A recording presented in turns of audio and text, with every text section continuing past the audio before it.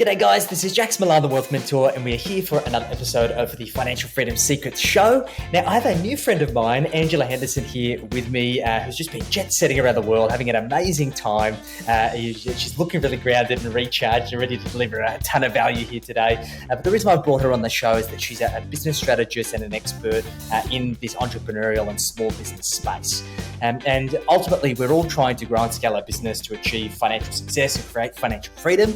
But I see so many individuals get stuck in this vicious cycle of patterns, habits, behaviors that really don't serve them, or a business model that doesn't actually set them up to be conducive to produce the results that they want. And it's people like Angela that help resolve those issues and create business models that ultimately allow them to get more of what they want and less of what they don't. So I wanted to share her genius with you guys. So Angela, thanks for joining us. How you doing? Oh my goodness, I'm so excited to be here. I just love your energy, and I know we've never met in person, but I can feel your energy and connectiveness just on social media and when we've had those few chances to chat. So it's an absolute blessing to be here today. It's my absolute pleasure to host you. So Angela, you went to the Dominican Republic recently, right? Yes, that's How was correct. that? Oh goodness, it was absolutely magical. And I think there's something to be said about travel. And I think as entrepreneurs, we can get into that go, go, go, busy, busy, busy, that people forget that why they're in business. And so for me I've traveled to 6 different countries in the last 6 months, or 6 different places every single month. And it's really important because there's something magical that comes with travel. There's something about sparking your creativity, and there's something about the soul. So the Dominican definitely, fueled all of those areas for me. Beautiful. I think what's interesting, I see a lot of business owners that they don't realize how exhausted they are until they take time out of their business and they go on a holiday and they're like, oh my gosh, I should do this more often. So I'm sure we can kind of unpack that and talk a little bit about that as well. But Angela, for those who don't know you, give us your spiel. Who are you and what is it that you do exactly? Yeah, I always try and keep it short, and I am Canadian, so I speak fast. So here we go. So I am a proud Canadian. I love the color pink with a splash of glitter. But if you look at the more serious side of me, I'm an ex-mental health clinician where I used to diagnose people with schizophrenia, bipolar, depression, anxiety, etc. I have a master's of social work, and I did my clinical prac over in North Carolina. I then came over to Australia, where I continued in the mental health industry for a very long time, 15 years in total. But then I had a beautiful baby boy named Finlee. I just remember looking down one day and he was playing with all these toys that were battery operated. And I thought, surely there's another way to spark creativity and fine motor skills and gross motor skills. So I was on a mission to find a variety of different products that I could put together. And I started my first business called Finlee and Me, where we focused on creating childhood memories through play, love, and travel. We started off with 0 products. We ended up with 1,400 different products. We went from an email list of 0, like we all do, to over 50,000 people on our email list and over 100,000 people on social media. So it was really great to have the one revenue stream of selling products. But then I became one of Australia's leading parenting influencers. I was signed with Netflix as one of the top bloggers and influencers here in Australia. And then I worked with other companies like your Club Meds, your Hiltons, your Whole Foods, etc. And so it was really great to understand diversifying your revenue and wealth. And then, people just started to pick my brain, Jackson. And I didn't know what that meant because I was never planning on consulting. And then I remember after 14 coffee dates that I don't drink coffee. So I was driving to these dates, not drinking coffee. And I was paying for my own Diet Coke or whatever I was having. And then I was driving 30 minutes or an hour each way. I thought, if I charge people for this time, I could have a secondary business. And that's how the consulting started to come about. And now I predominantly help women around the world make more money is what I do. So yeah. Amazing. What a journey. So my experience was basically come from services. And I only had one foray into a product business, which was a men's fashion e-commerce business. And it was an absolute nightmare. You obviously work with businesses, both product and service businesses. So what would you say is the key differences to a successful product business compared to, say, a successful service business? Yeah, listen, your margins are going to be really important. So you have to understand, if you're going to make the product, how much is your markup? If you're buying from a middleman, how much is your markup? Because I see businesses get into a lot of trouble with that, is that they assume that their markup's going to be greater than what it is, or they don't look at import costs, for example, or they don't look at taxes to bring things in, and shipping, and there's a whole variety of things. So you really have to know like the markup per product is what I would say. And though I did product based for a very long time, I would say 90% of my clients now are service based, 10% are product based is what it is now. So I still do work with the e-com, but it's just not as much of a huge passion for me as I would say as the service based industry. Whereas with service based industry, again, there you can have so much markup, especially if something is on evergreen. And it's just like, whoop, like you throw an ad to it and you can make $1,000 or whatever, like, and there's no time that you have to consider. And I guess that would be my last thing is time, both on a product-based or service-based business. Time's the only thing you cannot buy back in life or that you can never relive. And so understanding how much time it takes to put into each of those businesses and get the result and ROI that you want is really important for not just short-term, but long-term growth also. Makes so much sense. And look, I think myself, the reason why I lean towards service-based is obviously it's what I've always done. But there's very few products in this world that have truly transformative outcomes like services do, particularly really well-packaged services delivered in the right way. It can change people's lives. And I think that there's just so much value there, but there's a lot of challenges that service businesses face. Like you're a highly qualified clinician. You've spent a lot of time in that space. But there's also a lot of great clinicians out there who have phenomenal skill sets, but don't have a great business. So when it comes to somebody who is, say, an expert in their craft, they're an expert in services, what is the key to them creating a successful service business?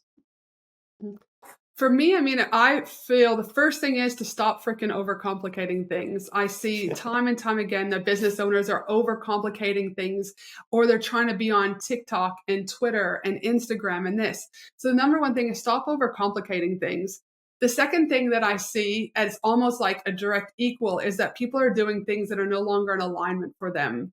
They're doing things based out of need, or they're doing based out of scarcity. And what's happening is then they start to resent their business. They start to energetically repel, do you know what I mean? And they're not attracting the right people in. So one of the questions I ask my clients often when they're working with me is on a scale of 1 to 10, how burnt out you are.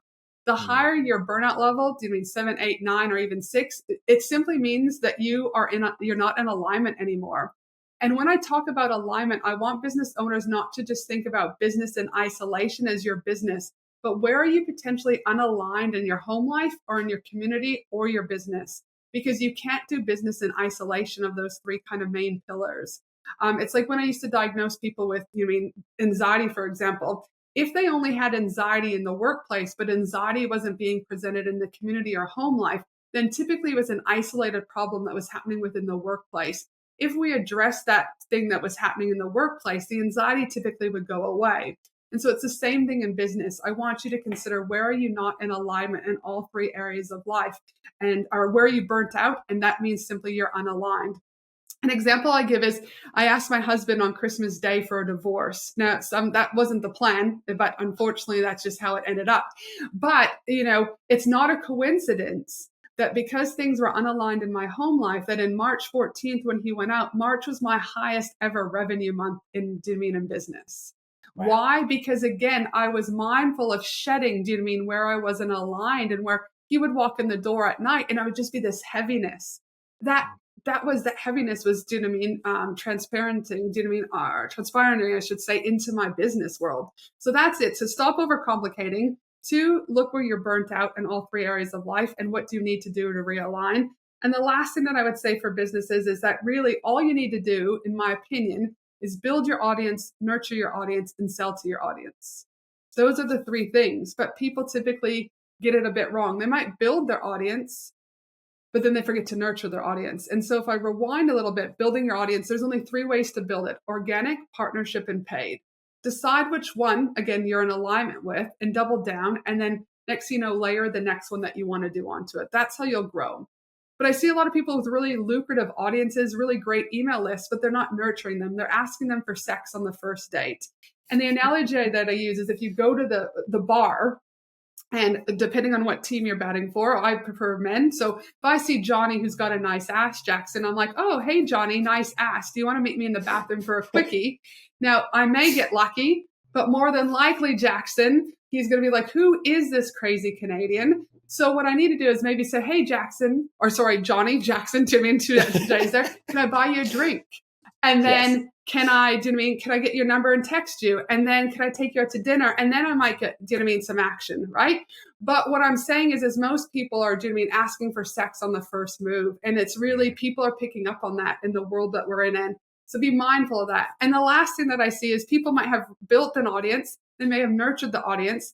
And then I go into their socials or onto their personal pages or even read their emails, and they're showing me cat memes or they're showing me dog memes, and there's nothing relevant to their business. So these audiences don't actually know how to purchase from them because they're too afraid of selling. So that's kind of what I see in this space, Jackson. This is fascinating, Angela, because the point that I take out of all of this, the common thread that brings all of this together is congruency, right? Burnout is a lack of congruency in all of those pillars of your life. Your business and the results that you're getting is a lack of congruency of how you build that tribe, how you communicate to them, and how do you sell to them. And I see that there's so many individuals in business who are basically spreading themselves so far and wide, and they're basically dabbling in each of these functions. And because of that spread of bandwidth, it becomes this perpetuating cycle. Is that the commonplace with a lot of the people that you work with? Yes, and that's just like they just feel like they can't breathe, right? Because again, they're trying to do everything. But in a world where we're taught that you must work hard in order to make money, in a world where money doesn't grow on trees, a lot of times it's people's inner work, the mindset stuff that actually is contributing to their overall success. So it's the limiting beliefs that they have. And normally it's like it'd be self-trust or imposter syndrome, money blocks, whatever that looks like. And I'm a firm believer that your outside world is a direct reflection of your inside world.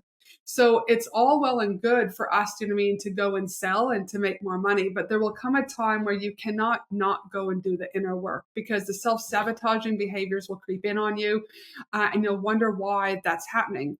The inner work that I personally have found, so as an ex-therapist who used to do one-on-one talking therapy with people, and I've also had that for myself, that it's like, think of an upside down triangle. It scratches the surface. But in my experience, I believe you probably need like 50 to 100 of those sessions. And a lot of times you just start talking about the same thing. So you'll go to the session. How do you feel this week? Blah, blah, blah. They might give you a little tool, the tip to go home on. You might do that and it feels good, but you're not getting to the root of the problem. So in, 5 to 7 days, you're back feeling kind of the same way. Then I believe the next kind of layer under that triangle is kind of like NLP, neurologistics programming. They're going a little bit deeper into your like subconscious, but it's not fully there yet, but it's still better. So you might only need 25 sessions. The next kind of way that I've done, and I've done 30 of these sessions over the last kind of 2 years, is hypnotherapy, working with a hypnotherapist. And in 45 minutes, you can get to the root of a problem. Not all your problems, but one specific thing. And it has been so extremely helpful for the growth of my business. And the kind of iceberg on the very end of that upside down triangle is working with like healers who tap into like your Akashic records and a whole bunch of different things. Not everyone's ready for any of those. I know I was. And if someone would have said I was working with a healer 6 years ago, I would have laughed in someone's face because it was like so unknown to me. And I couldn't understand how it worked. But now that's why I infuse it into all of my programs. I believe that it's kind of like an all-you-can-eat buffet. Some people might need a healer. Some people still might need the one-on-one, talk therapy. We need to do what's in alignment and what we feel right for. But just having one modality, I feel no longer serves service-based clients anymore, and that they really need to understand that their business cannot be cookie-cuttered. It has to be personalized and tailored for them, their needs, their alignment, home life, community, etc. It makes so much sense. I've done a lot of deep work in that inner game space, and it's been the best investment that I've ever made. And it's interesting. Like I look back on it and I knew what I needed to do, but it was like some sort of invisible anchor that was holding me back from following through and doing what it is that I knew that was necessary. And I would just never do it. And there was this symptom of procrastination, which personally, I think procrastination is bullshit. And it's when you drop into that deep work, and I thought it was a bit woo-woo bullshit to start off with, but then when I started to get the results of it, it was profound.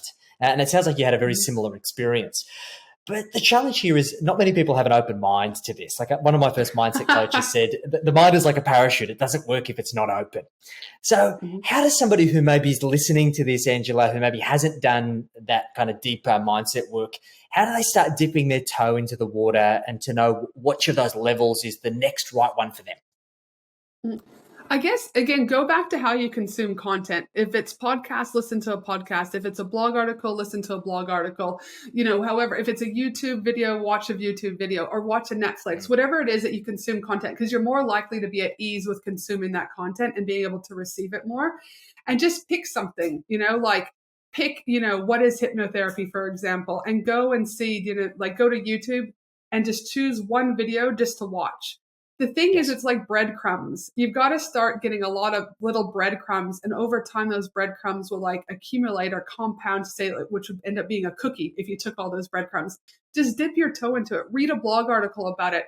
I first heard about it when I was at Chris Ducker's event in the Philippines back in 2016. There was a beautiful lady there who was more into the woo side of things. But it was because of her willingness. And trust me, it was a conference who were highly masculine energy, right? So she was very much kind of like, who is this lady, right, coming in? But it was because of her that in 2016 that I started to understand what it was. Now, I was still against it. I still didn't want to have a bar of it, but I will always give credit to Nicole. Nicole Cody is her name. She's actually an Australian, because it was because of her that showed me a different way of business. And so to be brave enough to know that there's different ways than the way that you're currently doing business, and go and choose one thing to consume. And it will be funny because you'll start to see other things start to pop up by default. And then your brain will just naturally start to open more and more and more. I love it. Yeah, it was very similar to my journey. I was kind of dragged along kicking and screaming, but it was the best thing that I've ever done. So I highly advocate it, guys. I know that it's one of the best investments you'll ever make is to do that kind of work. So, Angela, we're in some pretty uncertain economic times. And I think one thing's for certain is that things are always uncertain. We've got inflation, we've got cost of living pressures, and business models are crumbling. We're seeing many businesses that were once great businesses go into insolvency and liquidation. And people are nervous. With your skill set and your experience, what's your best advice for service businesses who want to thrive in this uncertain environment, say over the next decade? Yeah, I mean, again, I would say, first of all, surround yourself with people who aren't going to be into the drama, because wherever there's drama, there's trauma, right? Is what I would say.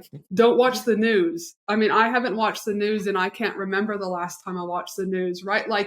If you're choosing to consume that content, how can your nervous system not be, regulated to tune into that highly, oh my gosh, what's going to happen? So be mindful about what you're consuming. Be mindful about the people that you're hanging out with is what I would start off with saying.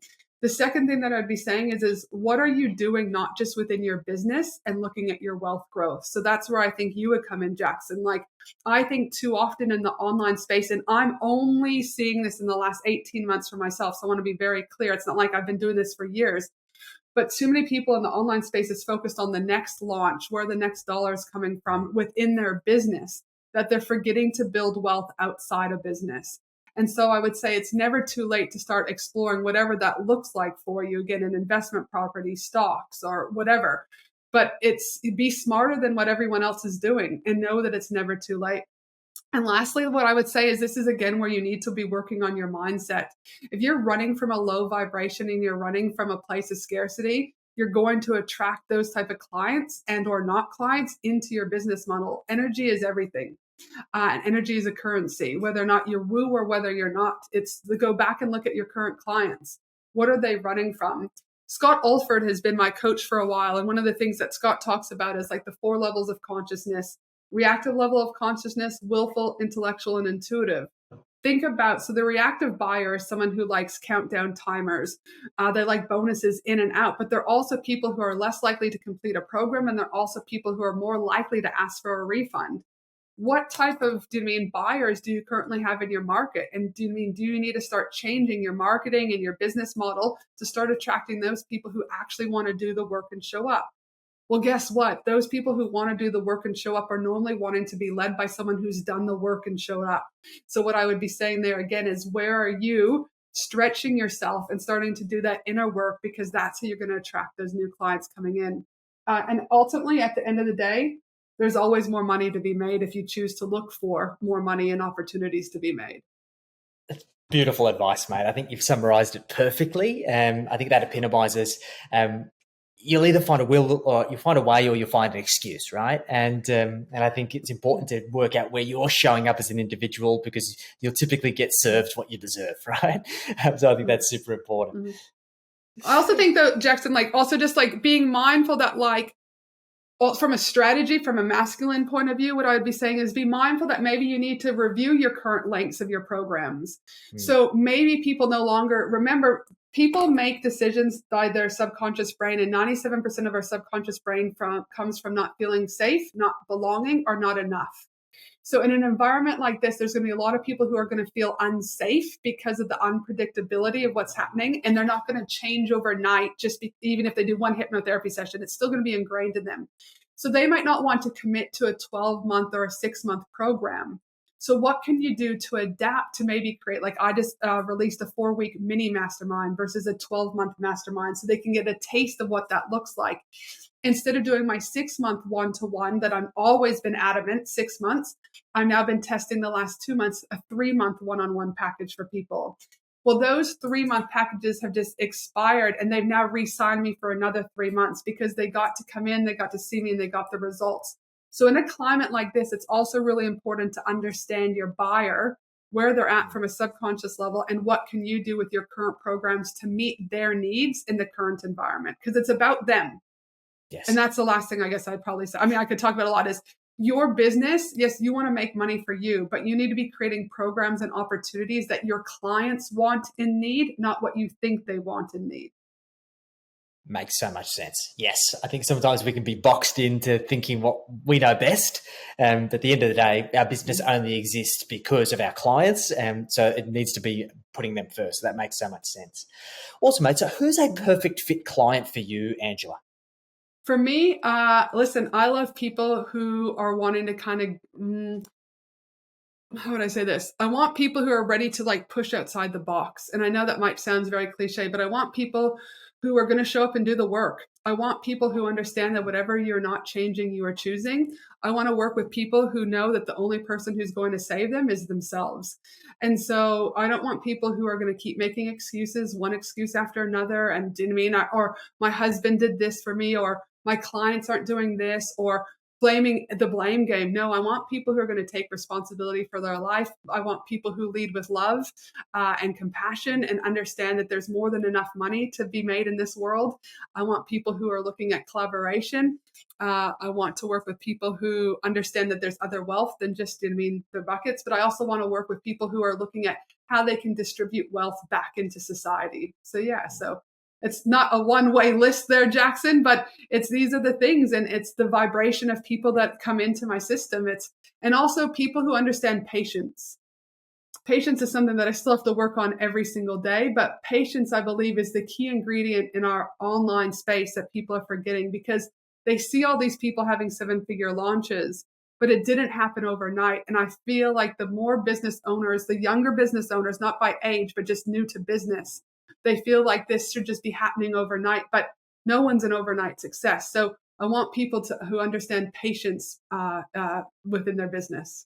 Yes, I think it's something that's not spoken about enough. People are very impatient in the business space.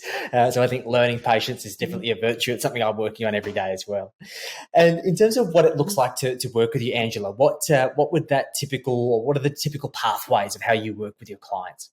Yeah, I mean, like the ways that people work with me are either one-on-one, my higher end mastermind, or my lower end mastermind. And then I also run retreats in Australia and Bali. But the way my framework is I bring in kind of 4 steps of a framework. Is I bring in strategy, which is around the clarity, the kind of business planning, and the overall kind of implementation. I then bring in wealth, which is around personal wealth, business wealth, and generational wealth. I then bring in relationship and relationship to self, relationship to community, relationship to family. And then I also look at health, and I look at people's mental health, spiritual health, and physical wealth. And I believe when you look at all of those, in that intersection in the middle is where we have intentional alignment, and that's where people make more money. So again, they can work with me in those ways, but how I do it in my framework is as I break down those 4 components to look at their overall success. Beautiful. I think it comes together perfectly, which is great. Awesome. So if somebody's listened to this podcast or watched it, Angela, and they want to get in touch with you, what's the best way for them to get in contact? Yeah, just head to my website, which is angelahenderson.com.au. And from there, they can learn more about my services, listen to my podcast, or just come and hang out over on Instagram, whatever it is they need right now. Awesome. Fantastic. We'll include the links in the show notes. Now, if you had to summarize one last golden nugget for our listeners and watchers, what would that last golden nugget be, Angela? Always provide value to your audience, because when you provide value, like whenever you provide any value, it's inevitable that you will become profitable. So always lead with value first. Beautiful. You've summarized it so well, mate. I'm super excited to share you with our private clients for a private session, which is going to be awesome.